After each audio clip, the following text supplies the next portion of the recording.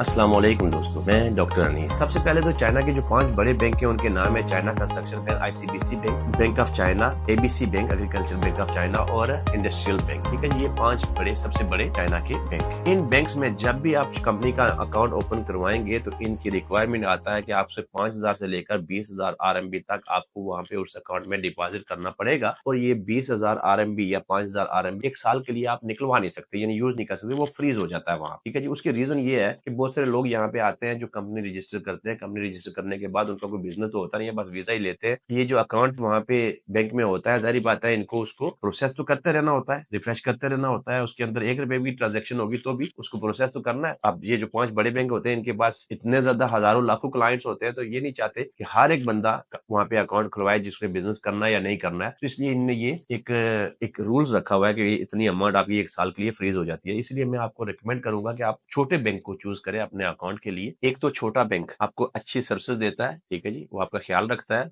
दूसरा, उसमें आपको कोई भी डिपॉजिट फ्रीज करवाने की जरूरत नहीं है। बस जो अकाउंट ओपनिंग के टाइम पे आपको 50-100 आरएमबी रखना है, बस वही उसके अंदर होता है, क्योंकि एम्प्टी अकाउंट तो ओपन नहीं हो सकता। अब अकाउंट ओपनिंग में भी आपको 2 चीजों का ख्याल रखना है, क्योंकि यहाँ पे चाइना में जो अकाउंट ओपन होते हैं वो 2 तरह के अकाउंट ओपन होते हैं। एक होता है आरएमबी अकाउंट और एक होता है यूएसडी अकाउंट। आरएमबी अकाउंट जो होता है वो आप लोकली उसके साथ ट्रांजेक्शन करते हैं, यानी कि अगर किसी को कोई बाय करना है, कोई ट्रांसफर करना है, किसी से कोई पैसा रिसीव करना है तो वो आरएमबी अकाउंट में आएगा। इंटरनेशनल ट्रेडिंग या इंटरनेशनल बिजनेस के लिए आपको यूएसडी अकाउंट यूज करना है, यानी कि अगर आपके पास डॉलर आ रहे हैं, पाउंड आ रहे हैं या यूरोज आ रहे हैं तो आप यूएसडी अकाउंट, नॉर्मली तो इस अकाउंट को फॉरेन करेंसी अकाउंट कहते हैं, लेकिन यहाँ पे हम कॉमन लफ्ज में ना यूएसडी अकाउंट उसको बोलते हैं। ठीक है जी, तो वो उसके अंदर आता है। अब जब भी आप कोई ट्रेडिंग करते हैं तो कोई रेमिटेंसेस आपको बाहर से आते हैं डॉलर के मद में, तो वो आपके यूएसडी अकाउंट में आएंगे। वहां से आप उसको एक्सचेंज करके आरएमबी अकाउंट में ट्रांसफर कर सकते हैं, या फिर अगर आपको फिलहाल जरूरत नहीं है तो आप उसको वहीं पे ही रख सकते हैं और बाद में उसको यूज कर सकते हैं, या आप वहां पे यूएसडी अकाउंट डिपॉजिट भी करवा सकते हैं, यानी कि आरएमबी से वहां पे डिपॉजिट करवा सकते हैं एक्सचेंज कर। ये 2 अकाउंट आपके खोलेंगे। उसके बाद टैक्स में आपकी रजिस्ट्रेशन होगी। टैक्स में आपकी रजिस्ट्रेशन जैसे ही होगी, आपकी कंपनी जो है वो टैक्स के दायरा के अंदर आ जाएगी। जो भी चीज आप बाई करेंगे, सेल करेंगे, उसके लिए आप लाजमी फाफियो लें, यानी कि इनवॉइस लें, ताकि आपके जो अकाउंटेंट होगा वो उसको फाइल करता रहे। अब ये होने के बाद आपने कस्टम डेटा में रजिस्टर होना है। अगर आप इंपोर्ट एक्सपोर्ट कर रहे हैं, कस्टम डेटा में रजिस्टर होना है। और कस्टम डेटा से आपको 2 यूएसबी मिलेंगी। अब तो वो भी खत्म होती जा रही है, क्योंकि अब ऑनलाइन सिलसिला हो गया है, तो आपको एक लॉगिन और एक पासवर्ड मिलता है, तो उसके मुताबिक आप काम करते हैं। आजकल वो यूएसबी वाला सिलसिला खत्म होता जा रहा है, लेकिन अभी भी बहुत सारी सिटीज में ये यूएसबी मिलती है जो कि कस्टम की होती है। आपको एक सॉफ्टवेयर मिलता है कस्टम का, जो आप डाउनलोड करके इंस्टॉल करते हैं अपने कंप्यूटर के ऊपर, और यूएसबी लगा के आप उसको रन करते हैं। यूएसबी के अंदर आपकी कंपनी की सारी मालूमात होती है। यहाँ तक आपका सारा जो प्रोसेस है कंपनी का वो कंप्लीट हो गया है। अब मैं थोड़ी सी चार्जेस की बात करना चाहता हूँ। देखें, एजेंट आपको सारी बातें चार्ज करेगा। यहाँ पे 3,000 आरएमबी से लेकर 15,000 आरएमबी तक डिफरेंट जगह पे डिफरेंट कंपनी रजिस्ट्रेशन की फी है। ठीक है जी, और डिपेंड भी करता है कि कौन से टाइप की आप कंपनी रजिस्टर करना चाहते हैं, कितने शेयर होल्डर हैं, कितना वर्कलोड है, तो ये सारी चीजें मैटर करती है। तो ये 3,000 से लेकर 15,000 आरएमबी तक आपको चार्ज किया जा सकता है। कोई भी एजेंट आपको इसके बीच में चार्ज कर सकता है, आप उसके साथ नेगोशिएट कर सकते हैं। ठीक है जी, ये तो हो गया एजेंट की चार्जेस का। अब यहाँ पे जो इसके अलावा चार्जेस आते हैं वो मैंने जैसे आपको आज की बैंक अकाउंट की, अगर आप बड़े बैंक में करना चाहते हैं तो हो सकता है वो आपको बोलें कि यहाँ पे कुछ अमाउंट रखवाओ, और वो अमाउंट आपकी वहां पे बैंक में फ्रीज रहेगी। उसके अलावा आपको स्टम्प्स के पैसे देने हैं। अब ये जो स्टम्प्स मैंने आपको बताई थी कि ये सिर्फ आप गवर्नमेंट से ही इश्यू करवा सकते हैं, वहां पे आपसे पूछा जाएगा कि आपने कौन से वाली स्टम्प लेनी है। सबसे सस्ती वाली स्टम्प जो है वो 600 आरएमबी से लेकर 800 आरएमबी के बीच में आती है, लेकिन जो महंगी स्टम्प्स है वो 5,000 10,000 आरएमबी तक भी आती है, जो कि कॉपर की बनी हुई होती है। तो आपने डिसाइड करना है कि आपने कौन सी वाली चूज करनी है। आपके लिए आपकी पसंद की आप वहां पे चूज कर ले। नॉर्मली हम यही रिकमेंड करते हैं कि जो 1500 या 1000 के बीच वाली जो स्टम्प्स होती हैं वो आप चूज कर लिया करें। वो अच्छी रिलायबल होती है और 4-5 साल आप आराम से चला सकते हो। अगर खराब भी हो जाती है तो फिर जाहिर बात है आपको रिप्लेस तो करनी ही पड़ती है। ठीक है जी, इसके चार्जेस अलग से होते हैं। ट्रांसलेशन के लिए अगर कोई डॉक्यूमेंट चाहिए होते हैं, जाहिर बात है आपने अपना पासपोर्ट देना है, तो उस पासपोर्ट की ट्रांसलेशन के लिए जितने भी चार्जेस होते हैं वो आप पे करते हैं। ठीक है, अगर तो वो एजेंट कहता है कि ठीक है इसके अंदर आप इंक्लूड कर लेते हैं हम, तो फिर वो खुद अपनी जेब से पे कर लेता है, क्योंकि बहुत सारे एजेंट ऐसे भी होते हैं जिनके ट्रांसलेशन कंपनी के साथ या तो रिलेशनशिप होता है या फिर उनकी अपनी ट्रांसलेशन की भी कंपनी होती है, तो वो उसके अंदर आपको इंक्लूड कर कर लेते हैं। ट्रांसलेशन आप जितनी भी करवाएंगे वो सब के सब चाइना से करवाएंगे, क्योंकि यहाँ पे जितनी भी ट्रांसलेशन कंपनी होती है उनकी स्टंप उन ट्रांसलेशन डॉक्यूमेंट के ऊपर लगी हुई होती है, साथ में उस ट्रांसलेशन कंपनी का लाइसेंस की कॉपी भी लगी होती है। क्योंकि अगर लाइसेंस की कॉपी साथ में लगी हुई है और स्टंप भी लगी हुई है और अगर वो मैच नहीं कर रहे तो रिस्पॉन्सिबल ट्रांसलेशन कंपनी होती है मिस ट्रांसलेशन। तो ये जरूरी है, क्योंकि आप अगर अपनी कंट्री से ट्रांसलेट करवा के उसको भेजते हैं तो अगर कोई गलती भी हो उसमें या आपने उसको चेंज भी करवाया हो या ट्रांसलेशन कंपनी ने गलत ट्रांसलेट किया हो, ये जितने भी डॉक्यूमेंट होंगे वो आपने यहाँ से ही ट्रांसलेट करवाने हैं चाइना से। जैसे ही आपकी कंपनी की रजिस्ट्रेशन है वो कंप्लीट हो जाती है तो उसके बाद आता है सर्टिफिकेशन का सिलसिला, क्योंकि आपकी बिजनेस के ऊपर डिपेंड करता है कि आप कौन सा बिजनेस कर रहे हैं। चाइना में कारोबार के लिए आपको डिफरेंट कारोबार के लिए डिफरेंट सर्टिफिकेट्स रिक्वायर होते हैं और कुछ कारोबार के लिए सर्टिफिकेट रिक्वायर नहीं होते। जिन कारोबार के लिए सर्टिफिकेट रिक्वायर होते हैं वो आपको लेना जरूरी होता है और उसकी जो रिक्वायरमेंट होती है वो फुलफिल करना जरूरी होती है। अब मिसाल के तौर पे हमारी कंपनी सी फूड का बिजनेस भी करती है, ठीक है जी। तो जो भी कंपनी फूड इंपोर्ट एक्सपोर्ट का बिजनेस करती है उसके लिए जरूरी है कि वो यहाँ पे फूड इंपोर्ट एक्सपोर्ट का लाइसेंस ले, ठीक है जी। अब उस लाइसेंस के लिए जरूरी है, जैसे कि हम सी फूड की बात कर रहे हैं तो सी फूड के लाइसेंस के लिए हमारे पास कोल्ड स्टोरेज होना जरूरी है। कोल्ड स्टोरेज का कॉन्ट्रैक्ट आपके पास होगा और जो अथॉरिटी आपको ये लाइसेंस इश्यू करेगी सी फूड इंपोर्ट का, वो आपके कोल्ड स्टोरेज का विजिट भी करेगी वेरीफाई करने के लिए कि ये कॉन्ट्रैक्ट फेक तो नहीं है। ये सर्टिफिकेट जितने भी हो आपको चाहिए होंगे, चाहे वो फूड सर्टिफिकेट हो,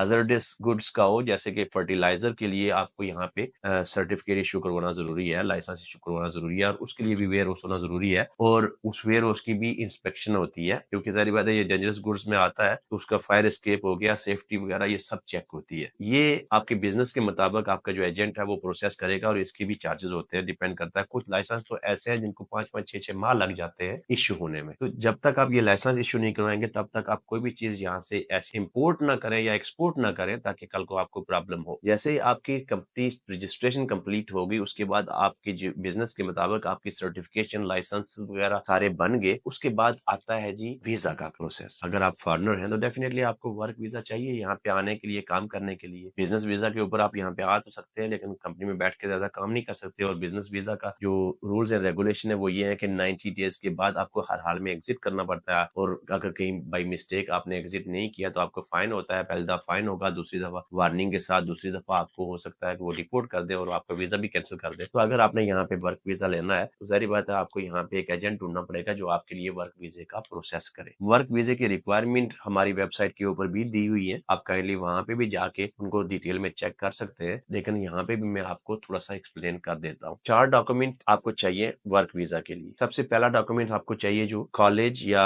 स्कूल या यूनिवर्सिटी का डिप्लोमा या डिग्री, और वो भी फॉरेन अफेयर्स से अटेस्टेड। फॉरेन अफेयर से अटेस्ट होने के बाद आपको उसको चाइनीज एम्बेसी से भी अटेस्ट करवाना है। चाइनीज एम्बेसी से अटेस्ट करवाना इसलिए जरूरी है कि आपकी कंट्री में जो चाइनीज एम्बेसी होगी वो जब आप फॉरेन अफेयर से अटेस्ट करवा के चाइनीज एम्बेसी में अपना डॉक्यूमेंट भेजेंगे, स्कूल का डिप्लोमा या यूनिवर्सिटी या कॉलेज की डिग्री जब आप भेजेंगे तो वो अटेस्ट करने से पहले आपके फॉरेन अफेयर से कंफर्म करेगी कि ये फलां बंदे की डिग्री या डिप्लोमा हमारे पास आया है जिसके ऊपर फॉरेन अफेयर्स की स्टंप लगी हुई है। काइंडली इसको वेरीफाई करें कि ये लेजिटिमेट है या नहीं है, और अगर लेजिटिमेट हुआ तो वो चाइनीज एम्बेसी आप उसके ऊपर आपको एक टिकट भी लगाएगी और एक स्टंप भी लगा के आपको वापस दे देगी। और अगर लेजिटिमेट नहीं हुआ तो वो आपको बगैर स्टंप लगाए आपको वापस कर देगी और आपको रिजेक्ट कर देगी फर्दर प्रोसेस के लिए। इससे पहले चाइना में कोई ऐसी रिक्वायरमेंट नहीं थी। कोई भी था जो चौथी पास था, 5वीं पास था, वो भी आके यहाँ पे बिजनेस करता, उसको भी वीजा मिल जाता था। लेकिन ये 7-8 या 10 साल पहले की बात है कि उन्होंने ये रिक्वायरमेंट रख दिया कि भाई यहाँ पे कोई भी एटलीस्ट भी ना हाई स्कूल पास बंदा है वही यहाँ पे आके काम कर सकता है। अगर हाई स्कूल पास नहीं है या उसके पास कोई कॉलेज या यूनिवर्सिटी का डिप्लोमा या डिग्री नहीं है तो वो यहाँ पे आके वीजा मतलब काम नहीं कर सकता या वर्क वीजा नहीं ले सकता। ये तो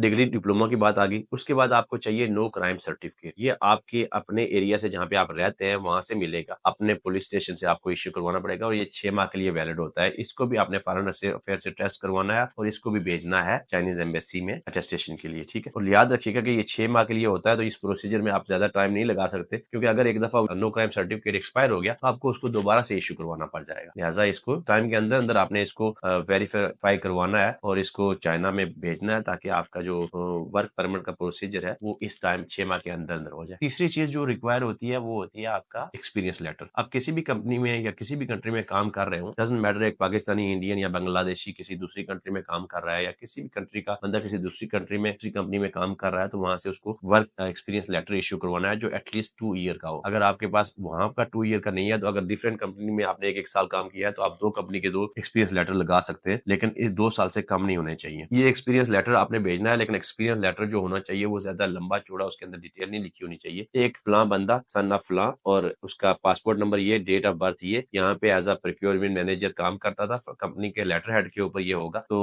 उसमें लिखा होगा कि फलां डेट से लेकर फलां डेट तक उसने हमारे साथ यहाँ पे काम किया है, एटलीस्ट ड्यूरेशन 2 साल का होना चाहिए, और ये उसका जो काम था जो वो कर रहा था, सपोज रिक्वायरमेंट कर रहा था तो कहाँ से कर रहा था, लोकली कर रहा था, फॉरेन से कर रहा था, थोड़ी सी ड्यूटीज उसकी बतानी है, और नीचे उसको बस ये लिख देना है कि भाई जो जो इन्फॉर्मेशन हमने प्रोवाइड किया वो बिल्कुल करेक्ट है। कंपनी के सीईओ या मैनेजर या डिपार्टमेंट हेड का साइन एंड सिग्नेचर और स्टम्प लगा के वो आपने भेजना है। चौथी चीज जो आपने अपने एजेंट को भेजनी है, आजकल कुछ जगहों पे मांगी जाती है, कुछ जगहों पे नहीं मांगी जाती है, उसको कहते हैं बैंक क्रेडिबिलिटी लेटर। ठीक है जी, आपका किसी बैंक में अकाउंट होगा तो वहां पे आप जाके उससे एक क्रेडिबिलिटी लेटर लेंगे। वैसे तो हमारे एरिया में आजकल वो खत्म हो गया, जब मैं शुरू शुरू में आया था तो बैंक क्रेडिबिलिटी लेटर उन्होंने मांगा था, लेकिन कुछ जगह ऐसी हैं जो छोटे शहर है वहां पे अभी भी वो मांगते हैं। तो क्रेडिबिलिटी लेटर के ऊपर भी कोई ज्यादा चीजें नहीं होती है, जैसे कि आपने अपने बैंक में जाके उनको बोलना है कि भाई मुझे मेरा बैंक क्रेडिबिलिटी लेटर दे दो, उसके ऊपर यही लिखा होता है कि भाई टू हुम इसमें इट में कंसर्न, और नीचे लिखा होता है कि फलां जो बंदा है उसका नाम ये है, पासपोर्ट नंबर ये है, डेट ऑफ बर्थ ये है, ये हमारा बैंक में अकाउंट होल्डर है, इसने अपना अकाउंट मेंटेन किया हुआ, अकाउंट नंबर ये है, ब्ला ब्ला। कुछ बैलेंस वैलेंस कुछ भी चीज शो नहीं करनी है, बस इतना लिखना है भाई है। अब